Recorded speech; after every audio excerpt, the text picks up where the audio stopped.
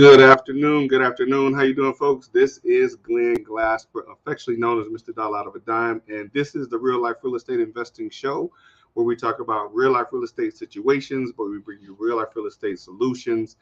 And again, I'm your host, Glenn Glasper, affectionately known as Mr. Dollar Out of a Dime, and I got a topic today that I think is so necessary to have a conversation right about now, in this time and in this market and what we got going on in today's market and different things that are happening. So we're going to get right into it right after this.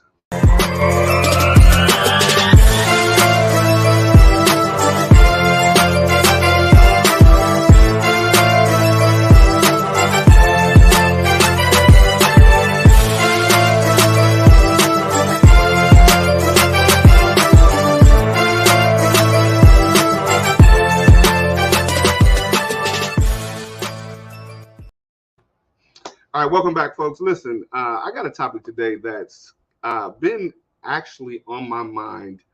I have listened to a few people, had a conversation with a couple people about this particular topic, about what's going on with the MAO formula and why is there so many people talking about the MAO formula not any longer being applicable.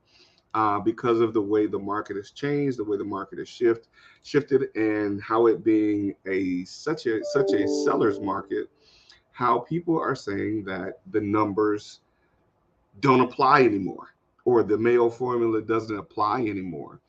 And I find that interesting because what I believe, and of course, again, the views and opinions of the Real Life Real Estate Investing Show that are expressed by me when I'm doing the show are mine and mine alone. Hold on, let me see. Somebody's asking. Okay, yes, automatically starts at noon. All right, yes, somebody was asking how they can get in. Welcome, folks. Welcome. So yeah, some people were saying that the MAO formula is no longer applicable. All right, so for those of you who don't know, let's talk about what the MAO formula is. The MAO formula, or MAO in itself, is MAO. Maximum allowable offer. And this is a formula that we've used for quite some time. I don't know if it's always been known as a formula. The name of it becoming a formula came sometime later. I don't know who coined the phrase, but it's still brilliant. And maximum allowable offer is the amount that you should or somewhere roundabout it, you should stick within when making an offer on a property. Now, let's talk about how we get the MAO formula. The MAO formula is derived of the after repair value. Let's say it's the most you should offer is derived of the after repair value, or 70%. The formula now, it used to be 65. The formula now is 70% of the after repair value minus the repair cost, right? So for example, if it's $100,000 after repair value, 70% of that is $70,000. If the repairs are $20,000, then your MAO is $50,000, right? Drop it in the chat below if you didn't get that. I'm always reminded I have to tell you all to like, share, and subscribe. I'm used to doing this on Facebook and Facebook alone many times. Now it's going to YouTube, so I got to remember to say like, share, and subscribe. And let's see if we have our. So we definitely have to put this up. So I'm reminded that the MAO formula the is something that people are saying that we're not supposed to use. Or not that we're not supposed to use, that people are saying that the MAO formula is no longer applicable, right? And I find that interesting that people would say that, because it's something, like I said, we've used for a long time. And people are saying that the MAO formula doesn't work anymore because of the market, the way the market is set up now. And again, I call BS. I call BS. And I say that because the formula is something I don't think people are clear on why we use it. All right. So for those of you that are just joining, I'm gonna go over it again real quickly. We're talking about, is the MAO formula dead? What's the MAO formula? The MAO formula is the after repair value minus 70%, or 70% of the after repair value minus the repair cost. So again, the example is, if the after repair value based on good comps is $100,000, then 70% of that is what typically is what we go by, 70% minus the repair cost. So if the repair cost is $20,000, the maximum allowable offer is $50,000. Right now, in that, this is where I think a lot of the confusion is happening. And I'll call it confusion because that's what I choose to call it. The confusion is happening because people have begun to have an idea that there should be a set amount of how much you should expect to make per deal. Right? Some people teach you should expect to make $10,000 every single deal. Some people teach you should expect to make $15,000 every single deal. Some people teach you should make $20,000 every single day. You get where I'm going. So in the MAO situation, people say it doesn't work because if your maximum allowable offer is $50,000 in that example that I gave, then that means if you're going to try and make $10,000, you can only offer the seller 40. Okay. Now, I'm okay with that if it makes sense. If you can negotiate that. If it makes sense, then make your money. I'm 100% on board with that. If you can get $10,000 out of a deal and it makes sense for the seller to take that and nobody's being taken advantage of, let's keep it real. If it makes sense, nobody's being taken advantage of, and it makes sense for the buyer to buy at whatever price you set for them, make your money. I'm cool with that. But when you are not properly negotiating from the beginning, and now that $10,000 doesn't work for this 70% after repair value formula, if your fee has to be reduced, then it's okay to reduce it, right? Some people will tell you, no, stick to the amount of money that you want to make and don't be flexible. I think that's ridiculous. And I say that because if you can make it, make it. But if it's not room and it doesn't make sense, then have some flexibility, right?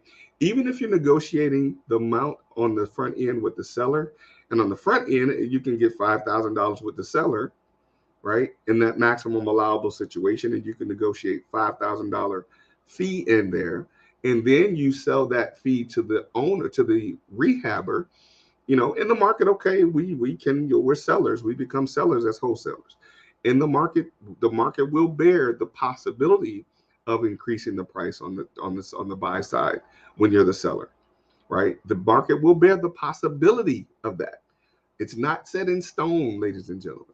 Let's be realistic and have some flexibility, right? So if you can buy $5,000 on the front end and you can buy $5,000 on the back end, then you can make your $10,000, but make it make sense, right?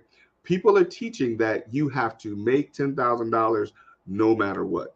They're saying that in many cases, if you're going to make the MAO formula work, you have to make it work with the seller. Or if the seller is not willing to negotiate on their price because it's a seller's market, then you have to make market up on the back end with a buyer. All of that is still within the realm of possibility. Possibility. I want to emphasize it's in the realm of possibility, but it doesn't have to be set in stone, right? Because some investors, including myself, that buy to fix and sell or buy to fix and hold, understand that there might be a possibility that we have to increase the amount that we're willing to pay. I'm good with that. I want to make sure you hear me. I'm not killing the idea of getting outside of the MAO formula. I'm not killing the idea, but the MAO formula is not dead. That's what I want to make sure I'm clear on. The MAO formula is not dead. It still can be used as a basis of how we're looking at making money on deals. Because again, buyers do understand, for the most part, that there has to be some flexibility on the buying side. That doesn't mean we do away with the formula altogether, right? So, for example, I understand that I might have to come within 80% or 75%, right? But for me, the way I buy, my baseline is I have to have a 30% margin. I typically like to have a 30% margin. That's where the 70% ARV comes in place for me, right? Many investors are in the same ballpark of that. They're in the same ballpark of wanting to be sure that they can make a minimum or have a minimum of 30% gross profit. Gross profit meaning after costs, they still can potentially make 15% net profit, right? If you don't understand, please ask me the question and I'll clear that up for you. But I want to make sure people understand that the MAO formula in and of itself is not dead. Do you have to make the adjustments in some cases? Yes. For example, you go into Walmart. Cereal used to be cereal used to be $5. I ain't bought cereal in a while. Cereal used to be $5. Now it's $7. That's inflation. The price has increased, right? But you don't get to go into Walmart and say, I want to negotiate the price of these cereal.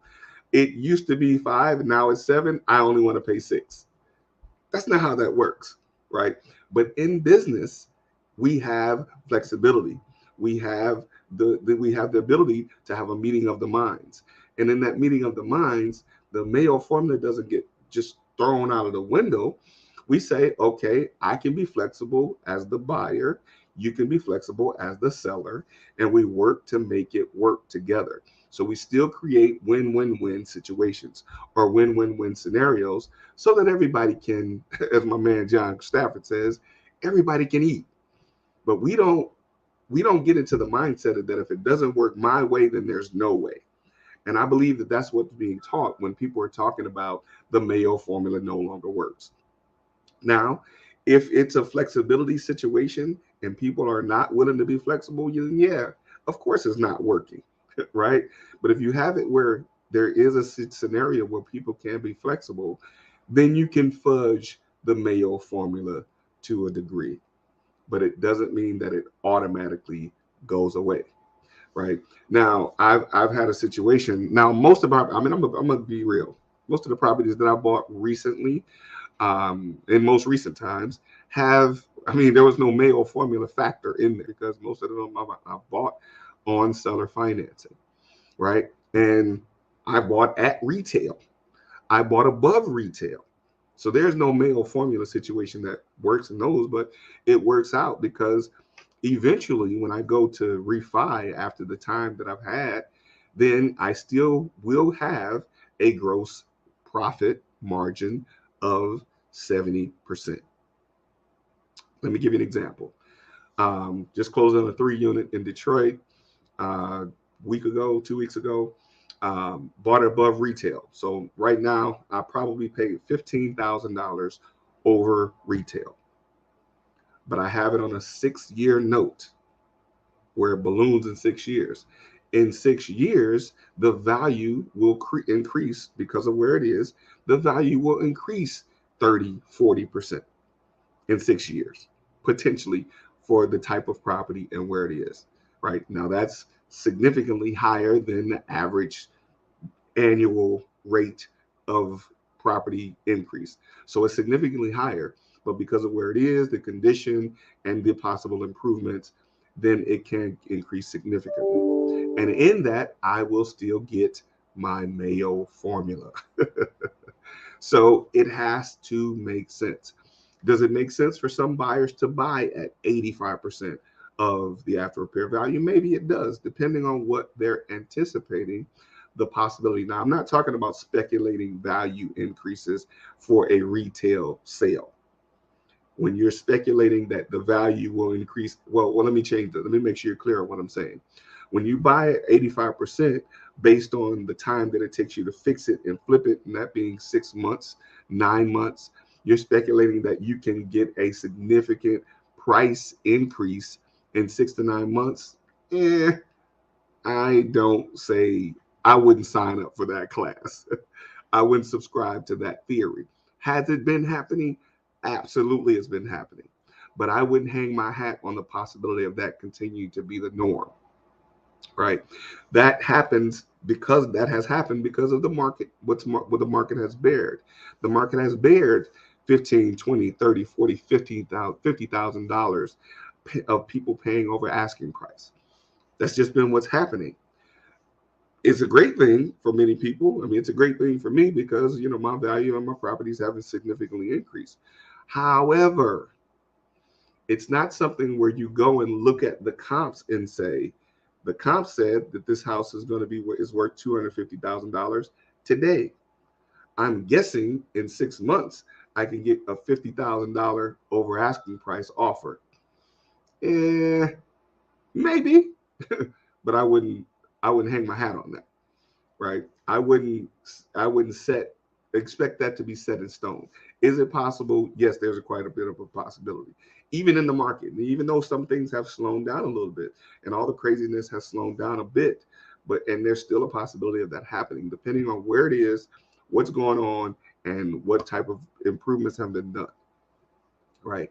It's possible, but I wouldn't say speculate a I wouldn't say, it's not a set in stone speculation that I would live by, right? Now, the MAO formula, let's talk about that again. I have had some people tell me about scenarios where uh, they have had people who do not consider the repair cost in the MAO formula. I have heard people say that we don't need to know the repair cost, or as a wholesaler, they don't need to know the repair cost. And this is an argument that I'll stand up and fight as well. I think that everyone that's involved in the transaction should have some idea of the repair cost. Not everybody has to go out and be a contractor and know how much the wood and lumber cost and how much, fixtures cost. I'm not saying you have to know all of the specific details of that, but you should have some idea, right? What is the ballpark? Because if you're not understanding those numbers, if people say that you don't have to understand the cost of repairs, I'm trying to be clear. I need to be clear on how are you justifying the amount that you're making on a deal. For example, if someone says that I'm going to make 50,000, I'm going to make $20,000 on a wholesale deal. Once someone says that, my question then is how? Well, they're going to just set that as their fee. So when the deal closes, they'll get a check for $20,000. How? If you don't know what the numbers are, and everybody that does, well, most of the people that I believe that know what they're doing, that know anything about doing deals, when they say, I'll do the deal, if the numbers make sense. If the numbers make sense, because there is a formula. There is a formula to doing deals. That's why the numbers make sense. And the numbers make sense based on what the after repair value. And think about it, guys. I want to make sure we're clear. These numbers are not numbers that we make up in our mind to hopefully fly. Or at least I don't. Some people do.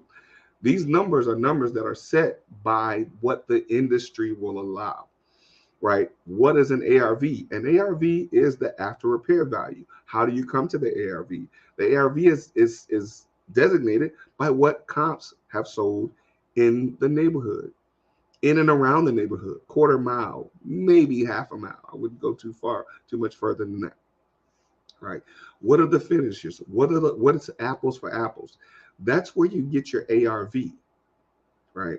Some people come up with amount way above the ARV, and I don't know how they justify that. So let's say they maybe come within the ARV, right? And then they have to look at what it's going to cost to repair this place. Some people say the wholesaler doesn't need to know that because the person that's going to buy it and fix it up will determine that. Okay, fine. How are you determining how much you get paid in that scenario? Okay, I'm going to make $20,000 on this deal. Okay, let's say that. How do you know how much to offer the seller in order for you to make $20,000? You don't know, because you don't know how much it costs to repair it. You're not clear on your ARV. How do you know that, or how do you justify getting a significant fee on a deal where you clearly have not done very much research, very much work? And I say that this is what's happening in the real estate market as it relates to wholesaling, or even fixing and flipping in many cases, where people are teaching people that they don't have to know anything and they can come in with the lifestyle of the rich and famous mentality and make $20,000 on every single deal. Help me make it make sense, somebody. Somebody help me make it make sense. I do realize that I'm not the only one that does this business, and there are some people that know a lot more than I do. So I would be open to hearing from those people who know a lot more than I do to help me understand how, if you don't know the numbers, how you can justify a significant high fee on getting a deal closed. Right? I'd be open to anybody that would chime in and tell me, what their thoughts are on that and how that all comes together. Right? But as far as where I am and as far as the time that I've been doing this, I am standing on and standing by that there is not very many different ways. I always say real estate in itself is cyclical. However, uh, and that just means that the business is ever changing. The business is ever changing because regulations and different things are ever changing.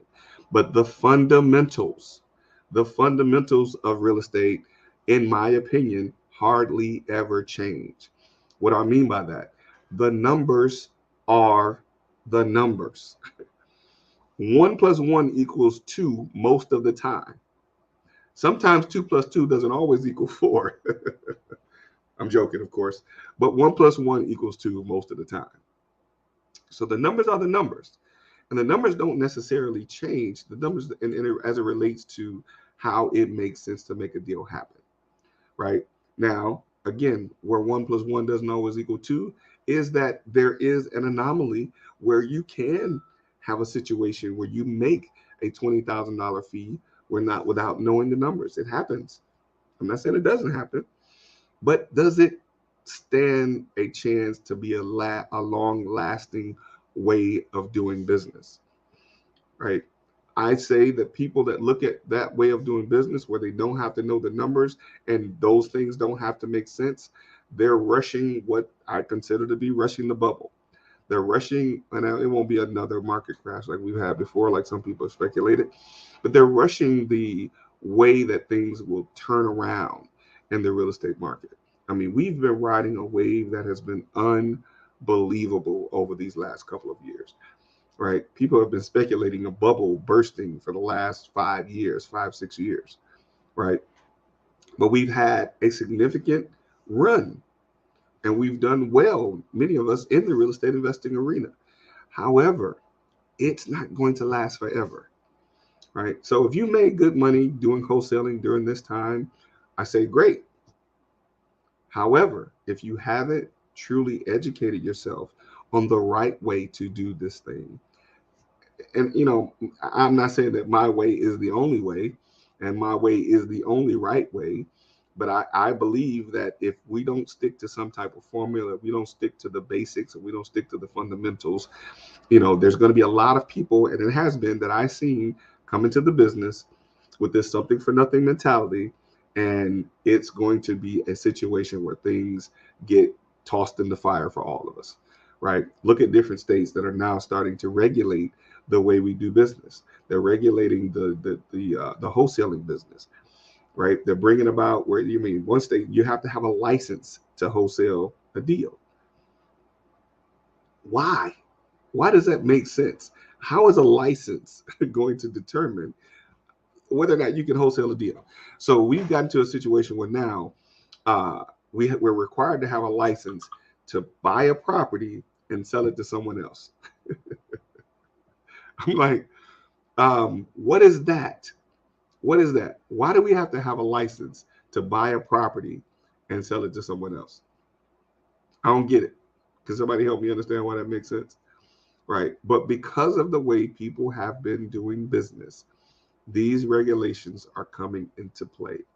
They're saying we're not responsible enough business owners for us to do the right thing. So they, the powers that be, have to come in and regulate how we do business because we're not smart enough to do it right, is what I imagine what they're thinking, right? There's been an ordinance. I haven't checked it lately. I don't know if anything's changed as of late. There's been an ordinance here in Atlanta. The city of Atlanta has said you can't call people more than once or more than 2 times, I guess, about a property that they have for sale in the city of Atlanta. You can't call people more than once. You can't call people more than twice. Because why? Because people are harassing people. People are saying, slanderous things to people when they call them up instead of having a conversation with people. So that I guess there have been complaints of people calling so many times, and the solicitations are overwhelming for some of these people. So they want people to stop bothering them about the houses that they have for sale, right? Okay, let's say that's a good percentage of those people. What about the remaining people who are in situations that need help, that want to have somebody call them, that can't wait till someone reaches out to them to share with them what their potential issues are, right? They're not always knowing, people don't always know that there's an option for them when they're faced with a situation. So when, and I've had several conversations with people that didn't know that someone can make the payment to stop their foreclosure for them, right? Had I not reached out to them and had that conversation, they may not have known that that was something that was even possible for them, right? So how do we get to a situation where we minimize the necessity for the government, how some of you are about the government, the government to stop regulating the way we do business or the way we help people, right? And I think that's what's come to a point of misunderstanding, is that this business is about really helping people, right? Yeah, of course we have to make money, yeah, because it's what we do is worth the money that we make in many cases, not all cases. Some people, they really want to have, make money for nothing. They want to get paid without doing nothing. But I think for the most part, many of us understand that what we do is to help people in their situations, right? Distress situations, probate situations, absentee owners, landlord, disgruntled landlords, those types of situations. People need help in those situations, right? And we are the ones that provide the service with those of us who do it with some level of couth, I'll call it. We are the ones that are responsible for helping people in these situations, right? Otherwise, again, it's going to be a situation where everything is regulated, and many people that know how to do this business in the way that keeps it consistent will now have to suffer the regulations that have been caused by the people who don't know what they're doing, right? So that's I just want to put that out there. So I want to talk about this this message that's on the bottom of the screen now. We have $100,000 guarantee for people who are interested in learning to invest in real estate. We're partnering with you for an entire year, and we want to show you how to do this business the right way. So I'm going to play a clip real quick, and I'll be right back after these. Hey, what's happening, folks? Many experts will tell you that you can get into the business of real estate investing with no money and no credit. And the question I ask is, if you bought into that, how's that working out for you? Right? My name is Glenn Glasper, and I've been in this business for 23 years. And what I find is most of the people that get into this business with that type of mentality, only 0.001% of them have any level of success, or let alone close a deal. Most of the people that become successful understand the importance of leveraging credit and leveraging money, as well as leveraging time, and not just doing one deal. If that's you, I created a video on how you can become successful in real estate investing. Now, this is not for the people who don't want to invest any money or don't want to invest any credit. This is not for the easy crowd. This is for the people who are open to investing and open to leveraging their resources. If that's you, go ahead and click on the link below, and I'll certainly see you on the other side. Go ahead and click on the link below, and I'll see you on the other side. Go ahead and click on the link. Did you hear me? I said click on the link. See you on the other side.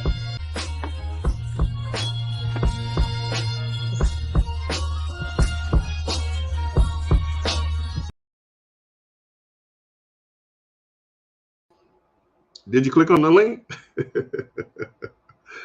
I always crack up when I see that. But you got to click on the link to know what's going on. But anyway, yeah, it's interesting that, like I said, so many people get into this business, and many folks have sold people on the idea that you can do it with no money, no credit. And again, I want to make sure I tell you always, I got to follow that with saying that you can, but how? That then becomes the question. How? How do you do it with no money? How do you do it with no credit? It's not the what, it's the how. But as many people say, if you got a strong enough why, the how will figure itself out. That's where I was when I started 23 years ago. I had a strong enough why. I was homeless.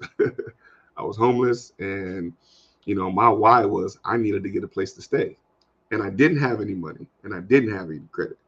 So I had a strong enough why, so I got the how down and figured it out. But it took me 2 years. It took me 2 years to figure out how. But after that, I continued to do it, and here I am today. Now, and many people will say, if they want to get into the business with no money, no credit, how can they do it? Especially with the way the information that's available today. There's YouTube, there's Google, there's so many different things that there is a way for you to get in with no money, no credit. The only thing I say is that the information that you're studying, make sure you get an understanding of the sequential way that it is being shared.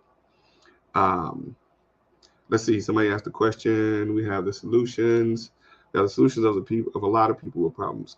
We in the business to help. Yes, indeed. Tell them, Shalette, that's what's happening. That's what's happening.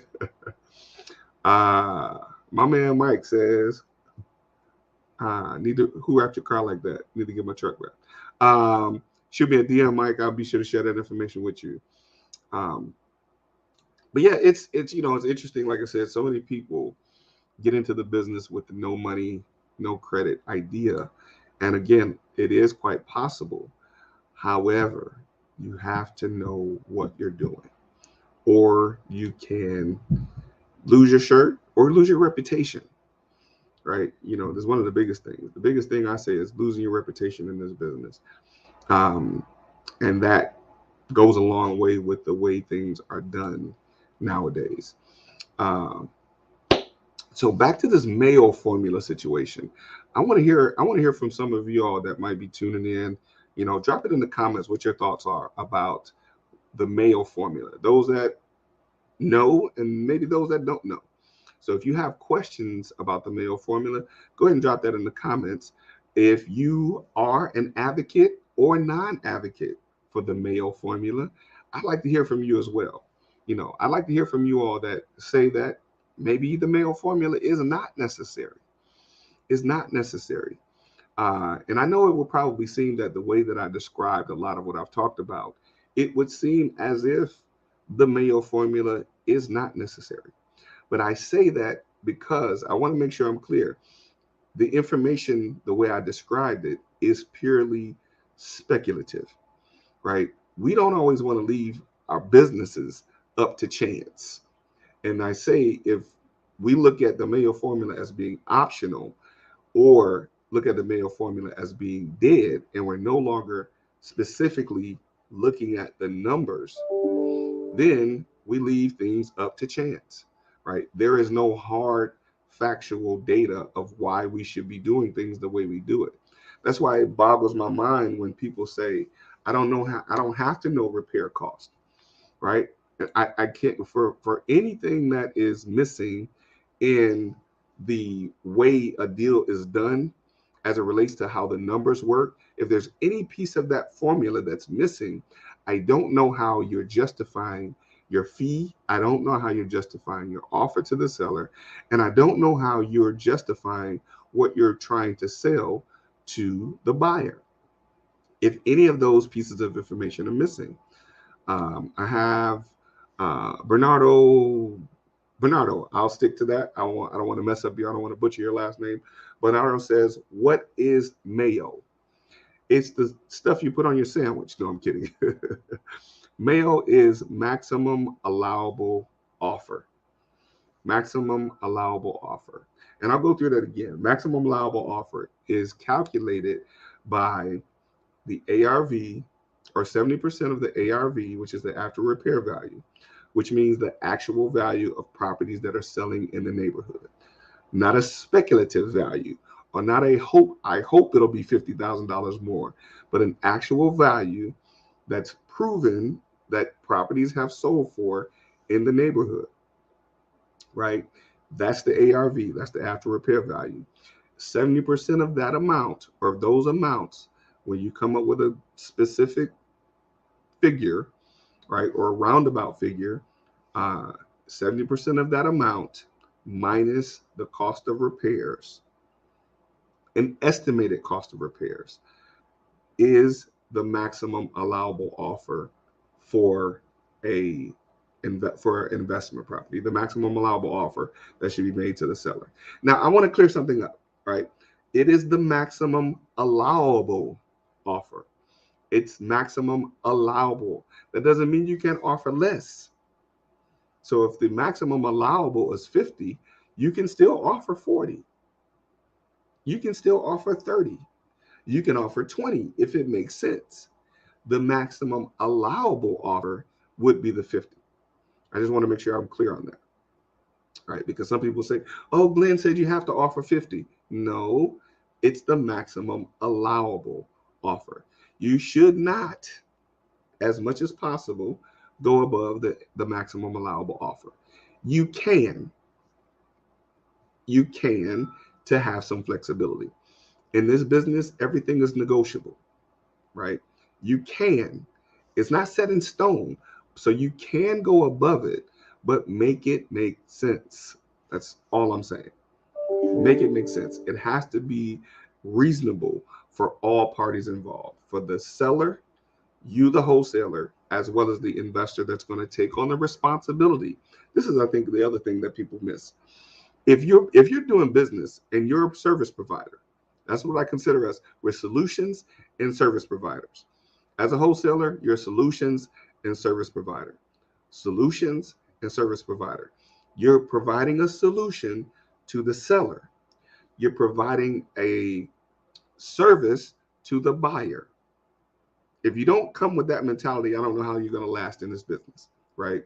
You're coming with a solution for your seller, and you're coming with a solution for your buyer, right? And the solution for the seller is helping them in a potential distress situation that they may be in.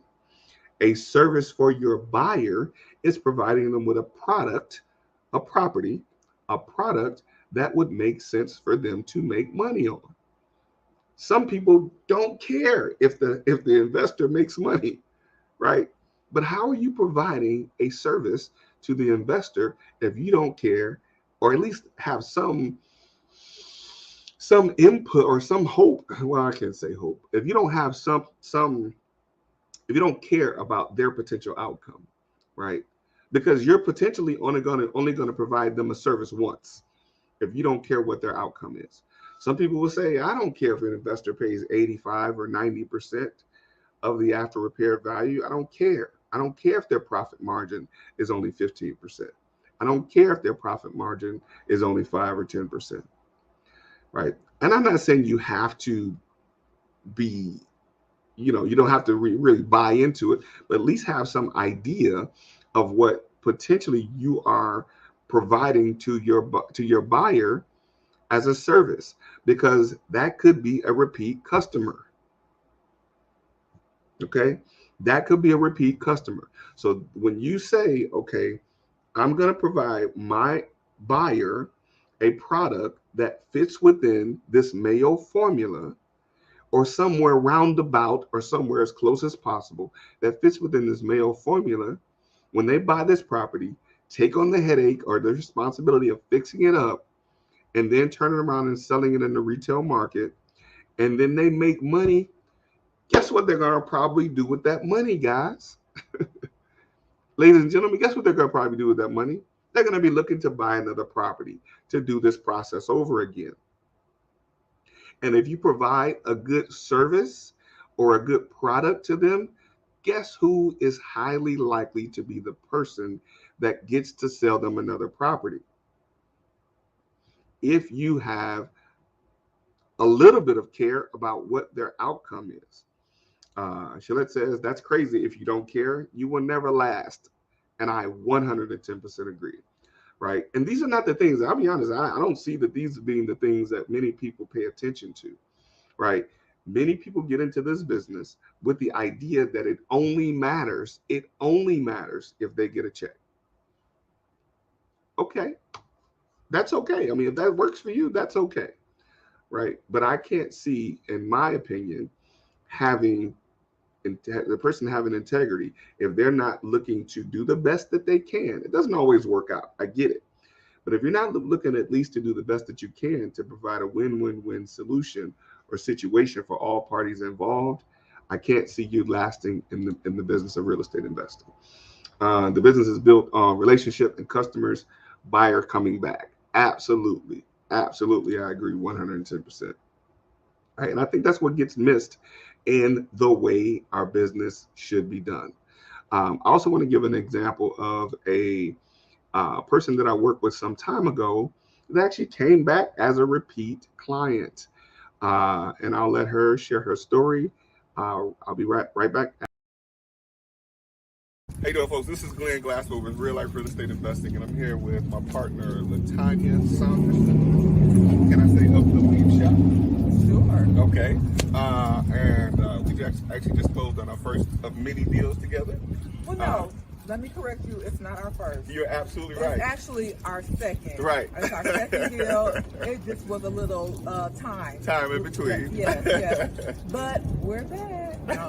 But I'm excited to be working with Glenn again. I've been knowing him for years, and he's been doing real estate investing, for the last 23 years. 23 years? Oh, wow. Wow, 23 years. So it's been an awesome experience. I'm so excited. He's very knowledgeable and thorough. I wouldn't want to have worked with anybody else other than him, just because I've been knowing him as well, and he's just shown in every way that he knows what he's doing.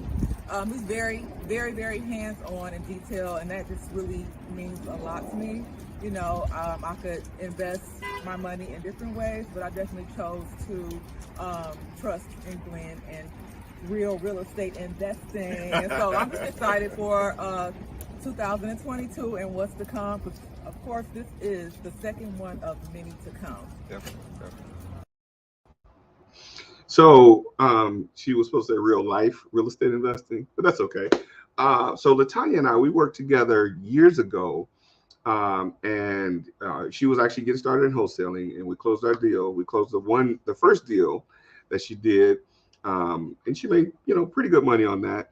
But life happens. Life happens to us all. So she went back and was doing some other things. And as a matter of fact, she's a salon owner. So shout out to the Weave Shop. So she's a salon owner, and she had several different things going on with that business.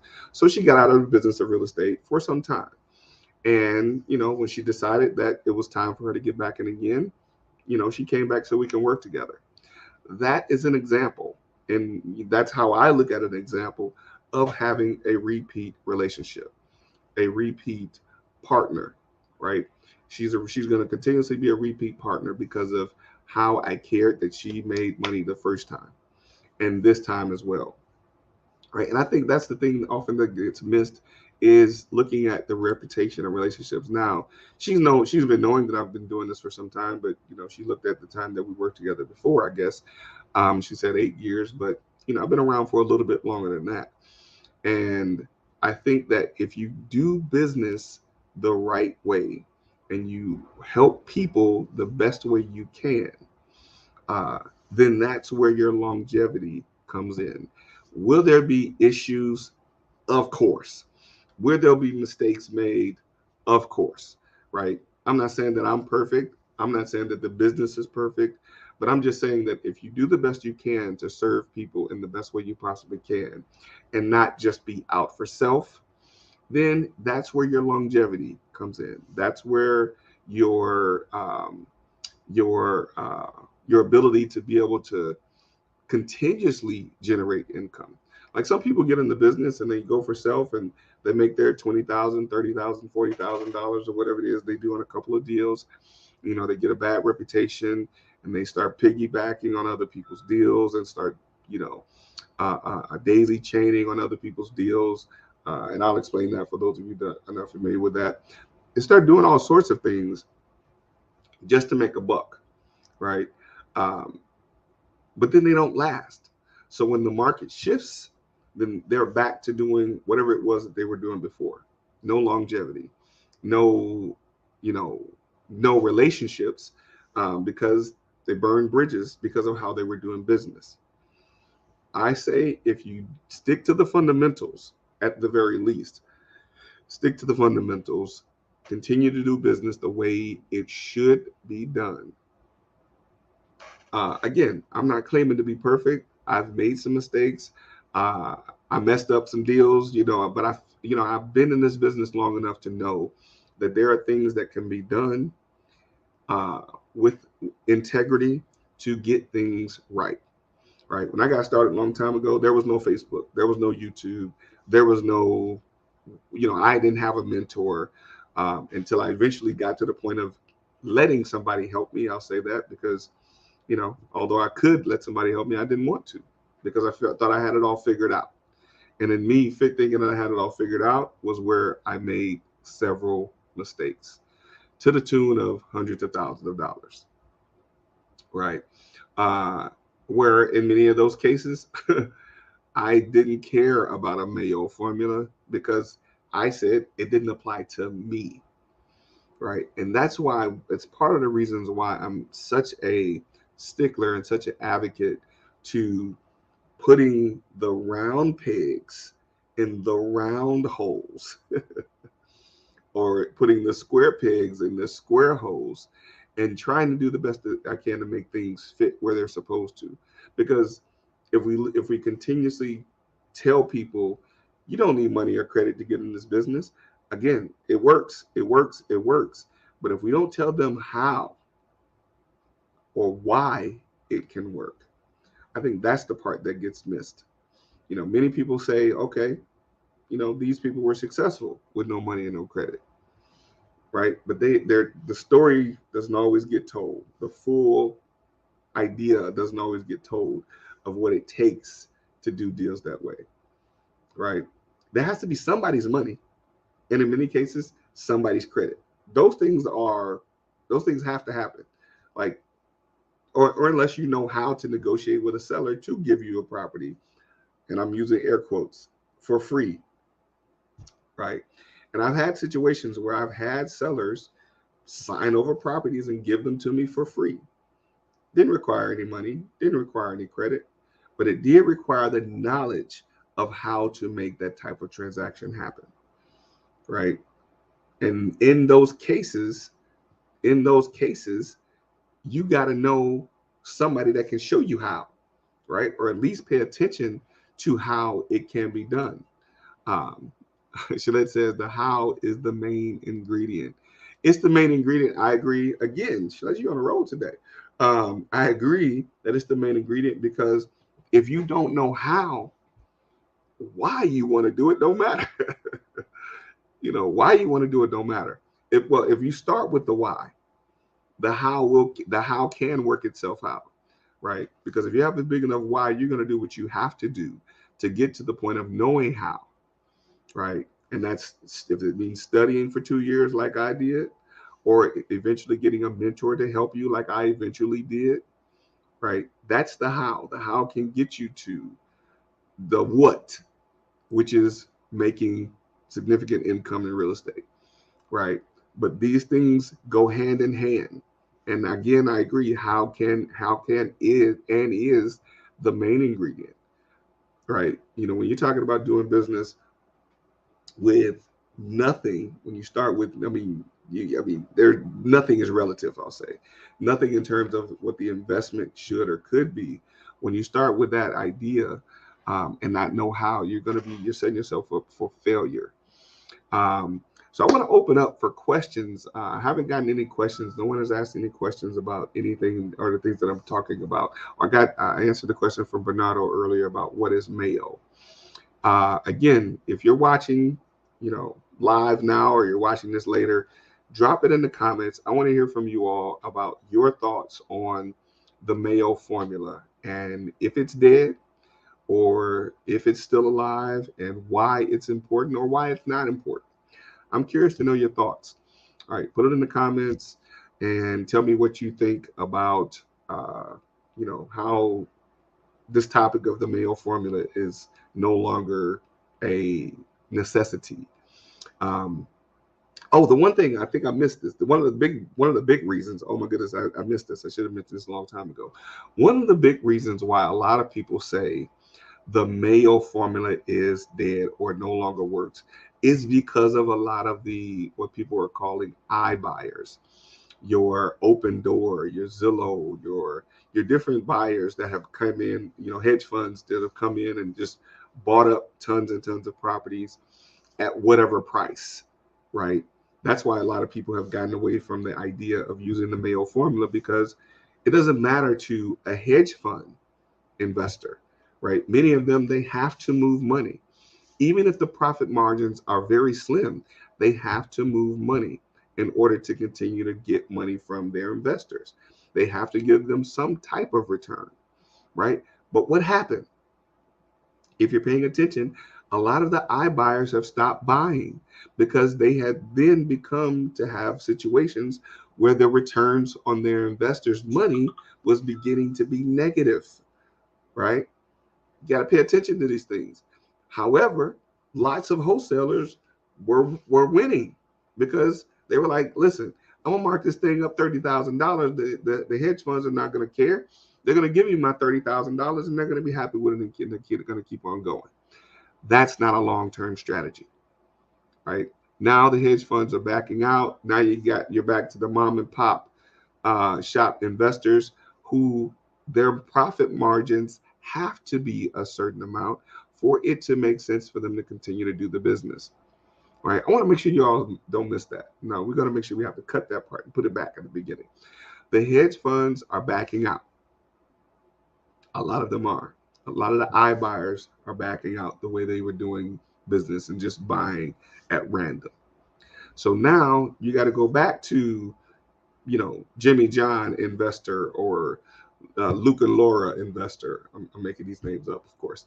You got to go back to these individual mom and pop investors that were or should have been a major part of the bread and butter that you were doing. And their profit margins have to make sense, right? They're buying one, two, three, maybe four at a time. They're not buying hundreds. So their profit margins have to make sense. And if their profit margins for what they're doing don't make sense, guess what, guys? They're not going to continue to buy. Ask me how I know, right? If their profit margins are at least somewhere in the ballpark of 15% net return on investment, then they don't have a long-term strategy, unfortunately, because you got to look at the cost. You got to look at your taxes, the cost to sell, the holding costs. A lot of these hidden costs or what people would probably call blind costs that people don't pay attention to. A lot of these costs that are associated with buying, selling, fixing, holding properties are things that a lot of people don't pay attention to. They just look at, I got a check for $50,000. Right. You just got a tax bill of 35% of that. People don't pay attention to those things.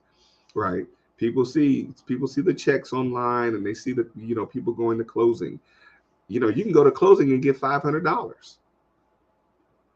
Right. It's exciting to still have the experience, But I don't want people to get caught up in the idea of, because they've seen people at a closing, they've seen people do deals, they've seen these exuberant checks where maybe 4 people are a part of that check. You see $20,000 and everybody gets 5, which is still fine.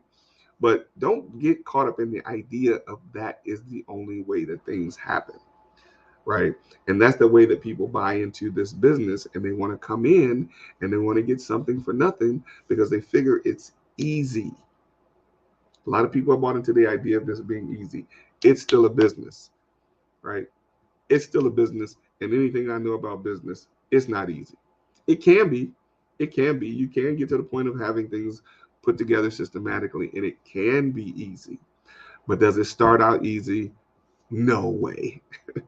Unless you have someone to guide you through the process, to help you get through the process of the things that happen in the middle of these types of transactions. It can be simpler. I still don't say it's easy. I still don't say it's easy.